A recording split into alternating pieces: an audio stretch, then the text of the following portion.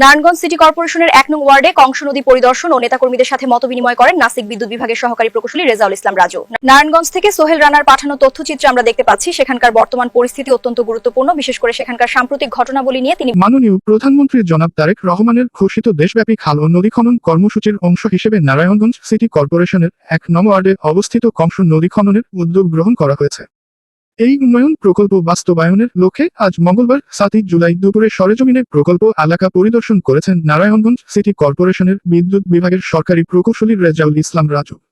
পরিদর্শনকালে সরকারি প্রকৌশলী রেজাউল ইসলাম রাজু নদী খনন সম্পর্কিত বিষয় এবং প্রকল্পের বিভিন্ন দিক নিয়ে স্থানীয় বাসিন্দাদের সাথে বিস্তারিত আলোচনা করেন।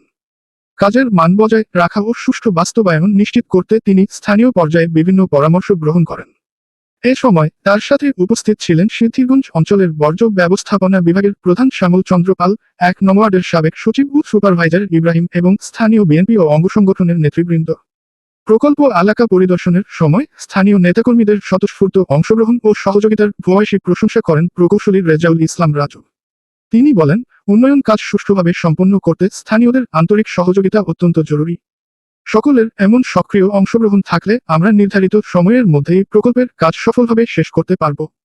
কংস নদী খননের এই উদ্যোগকে স্বাগত জানিয়ে স্থানীয় নেতৃবৃন্দ বলেন, নদী খননের মাধ্যমে এলাকার দীর্ঘদিনের জলাবদ্ধতার সমস্যার সমাধান হবে এবং পরিবেশের ভারসাম্য রক্ষা পাবে।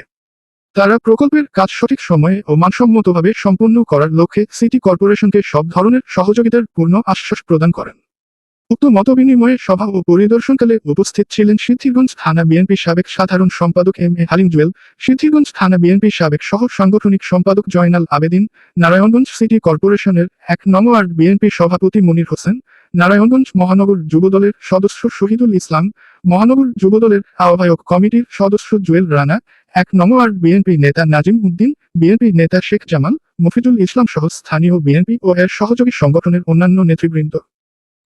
মাননীয় প্রধানমন্ত্রীর নির্দেশনা অনুযায়ী গ্রিন ক্লিন সিটি বাস্তবায়নের লক্ষ্যে আমাদের সিটি কর্পোরেশনের পক্ষ থেকে সিটি কর্পোরেশনের টোটাল এরিয়ায় যত খাল আছে, জলাশয় আছে এবং বর্জ্য আছে, এগুলো আমরা পরিষ্কার পরিচ্ছন্ন করে গ্রিন ক্লিন সিটিতে বাস্তবায়নের জন্য পদক্ষেপ নিয়েছি।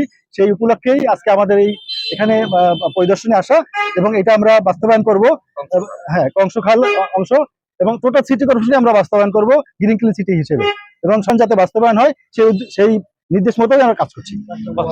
প্রশাসক মহোদয় জনাব সাখাওয়াত হোসেন সাহেব উনি আমাদেরকে নির্দেশ দিয়েছেন যত দ্রুত সম্ভব প্রধানমন্ত্রীর নির্দেশ অনুযায়ী যাতে আমরা কাজগুলো বাস্তবায়ন করতে পারি এবং সেটাই আমরা উদ্যোগ নিয়েছি।